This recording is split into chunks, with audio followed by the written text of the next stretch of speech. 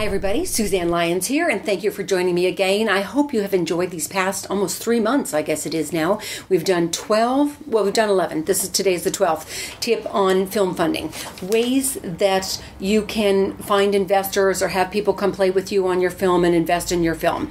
And we've gone over a lot of different things, like giving away the executive producer credit, for example, if you buy a certain number of shares or units in your movie. We've talked about the importance of the sales presentation.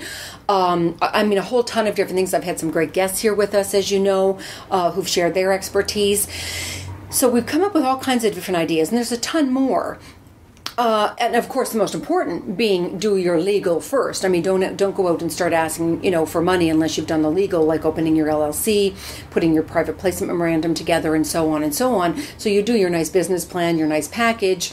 All of that is kind of a given for what we've been now talking about in these 12 tips in terms of going out and looking for and getting investors. And, of course, wearing the business hat. That has been, an ongoing theme throughout everything I've ever talked about.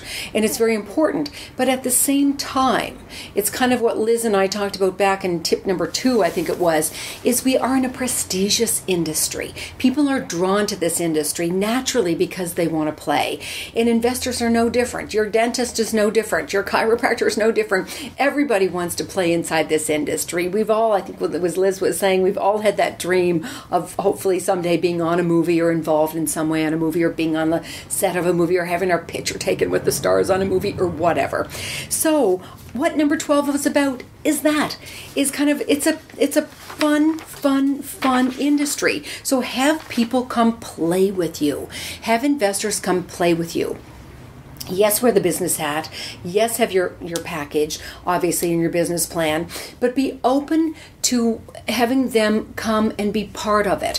I know with Kate and I, my film partner, Kate Robbins, for all those years, when we were doing our films and producing our movies, people could come and be extras in the movie.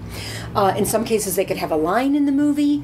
I remember in one particular case, their son, one of our investors' sons, they were in a band and they wrote one of the, maybe two actually, of the songs for one of the movies in the end roll credits. Another one of our investors, her song is in the end roll credit. And Portal, we have had people come on board, oh my gosh, to get their picture taken with some of our stars.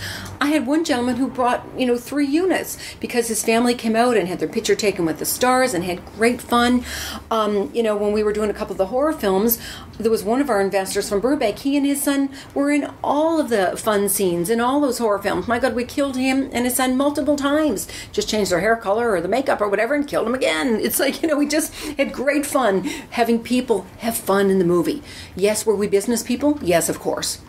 We offered a great deal. We made sure that first and foremost they had a great deal in that business plan and in that private placement memorandum. We were very gracious, stood in abundance, creating, of course, that PPM and the operating agreement and so on, and wore the business hat.